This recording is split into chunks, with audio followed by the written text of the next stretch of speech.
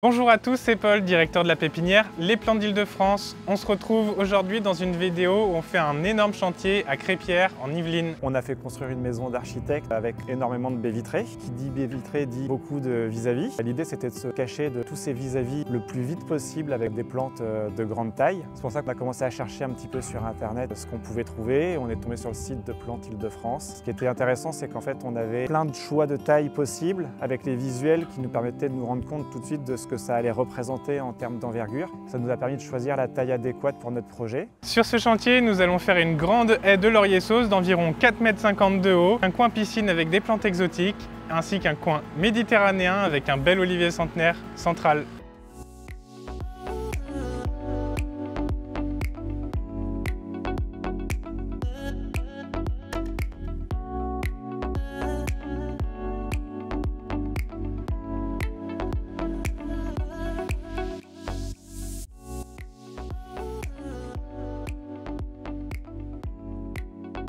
Là, on est parti pour cacher la maison qui est juste en face et qui a un gros vis-à-vis, d'autant qu'il y a une piscine qui va être juste ici avec une belle terrasse. Et donc avec le client, on a décidé de mettre une haie de laurier sauce. C'est une plante qui a un aspect méditerranéen et en plus qui sent bon. Dans le projet global, il s'implémente super bien. Ici, on a choisi donc des sujets qui font déjà 4 m, 4,50 m, intervertis avec quelques sujets un peu plus petits où le vis-à-vis est moins important. Et ça va permettre de pouvoir profiter de la piscine dès cet été.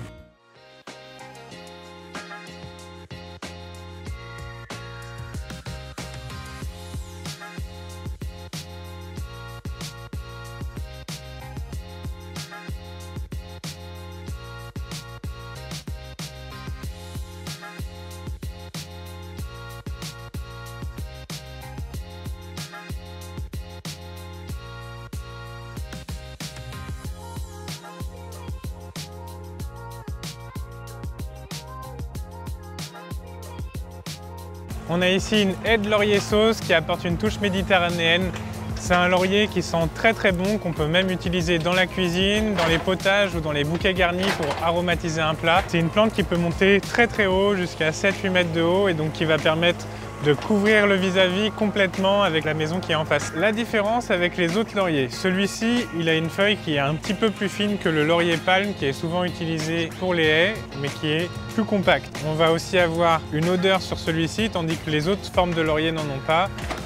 Il n'a pas de fleurs comme le laurier rose, mais par contre, il est beaucoup plus résistant au froid. Ici, le client avait déjà installé des chênes verts palissés, à peu près à 1,60 m pour couvrir un vis-à-vis qui était de l'autre côté. C'est des chênes verts multitroncs et qui aussi sont plutôt méditerranéens. Et donc, ça va apporter une cohérence avec le jardin qu'on est en train de faire de l'autre côté. Juste ici, le client nous a demandé de transplanter certains végétaux qu'il avait déjà sur le terrain. Sur la marche qui était un peu en contrebas, là où on place les lauriers sauce, ça ne couvrait pas suffisamment le vis-à-vis, c'était des plantes plutôt qui vont jusqu'à 2 m, 2,50 m de haut, mais du coup qui ne permettaient pas, avec ce dénivelé, de couvrir le vis-à-vis suffisamment pour garder son intimité. Donc il nous a demandé de les enlever et puis on va les transplanter à un autre endroit.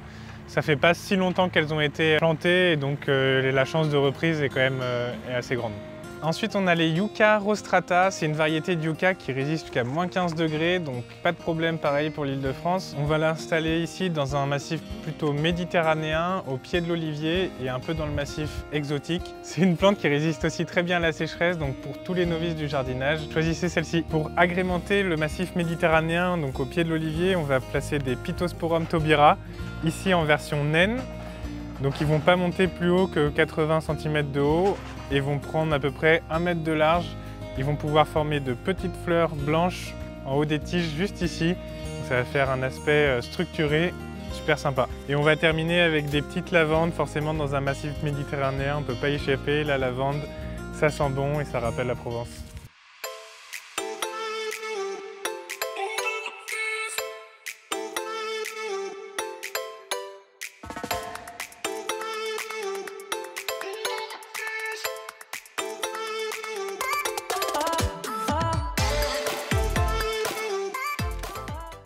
Ici le cycas qui va s'installer dans l'espace piscine, donc plutôt l'espace exotique. C'est une plante merveilleuse, franchement on ne peut pas faire beaucoup plus beau que ça. C'est un palmier qui résiste jusqu'à -6 degrés, donc éventuellement le couvrir avec un voile d'hivernage mais c'est encore des dimensions qui sont pas trop compliquées à faire pour la couverture. Et donc il va bien s'installer dans ce massif exotique. On va voir les autres plantes qui vont l'accompagner. Vous allez pouvoir retrouver le Fatsia Aralia japonica. C'est une plante qui a un aspect très exotique, qui résiste au froid, donc en Ile-de-France, pas de problème, qui se développe et puis qui peut atteindre jusqu'à 2 mètres, 2,50 m de haut, qui vit aussi bien à l'ombre qu'au soleil, donc c'est une plante hyper simple et qui rajoute beaucoup d'exotisme à un massif comme on va faire ici sur le chantier. Le palmier Humilis camereops qui résiste aussi jusqu'à -10, -15 degrés. C'est un palmier qui est nain, donc il va grandir que jusqu'à 2,50 m, 3 m maximum. Il fait des rejets au niveau des pieds, ce qui va habiller le tronc et rajouter une touche d'exotisme. Le client va le placer à côté de sa pergola qui va être construite d'ici quelques mois, qui va venir arborer cet espace. On va installer aussi un néflier du Japon, ici en demi-tige, avec une super belle tête. C'est un arbre qui fait des fruits orange appelés les nefs et qui a de grandes feuilles vertes foncées qui font 30 à 40 cm de long. Il y a ensuite un phénix des Canaries, juste ici. C'est un palmier qui résiste jusqu'à -6 degrés environ et qui a une super belle tête avec une belle envergure de palme. Il a un tronc un peu en forme d'ananas et il va s'installer dans le massif exotique.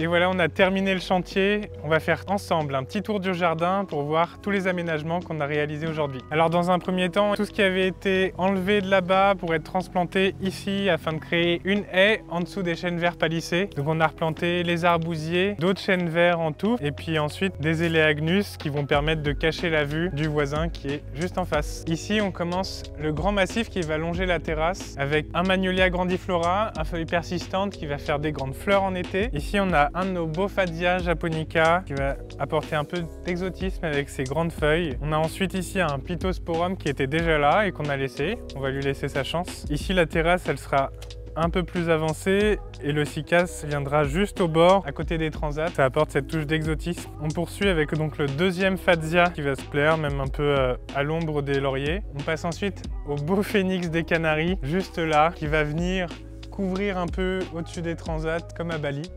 La terrasse va ensuite se rallonger jusqu'ici et on aura le néflier du Japon juste là qui va pouvoir grandir et puis offrir quelques nefs. On a placé ensuite un Eucharostrata, un deuxième Magnolia qui était déjà là et qu'on a transplanté ici et enfin un beau Humilis camereops qui arrivera à l'angle d'une pergola qui se situe là où il y a actuellement un grand tas de terre.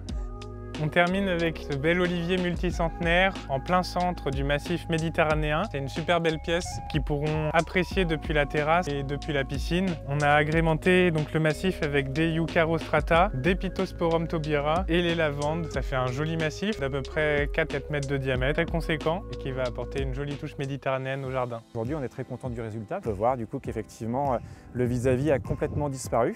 Pour agrémenter, j'ai envie de dire, en fait, le jardin, en plus de cette logique d'occulter un vis-à-vis, en fait, on a rajouté un certain nombre de plantes méditerranéennes pour entourer notre espace piscine. Maintenant, il n'y a plus qu'à attendre l'arrivée de la piscine pour voir ce que ça donne au complet, mais c'est très prometteur déjà avec tout ce qu'on vient de voir, avec ne serait-ce que les plantations. Voilà. Merci d'avoir regardé cette vidéo. Si vous aussi vous souhaitez transformer votre jardin, n'hésitez pas à consulter le site Les Plantes d'Île-de-France. En attendant, je vous invite à vous abonner pour suivre les prochaines vidéos et je vous dis ciao, c'était Paul.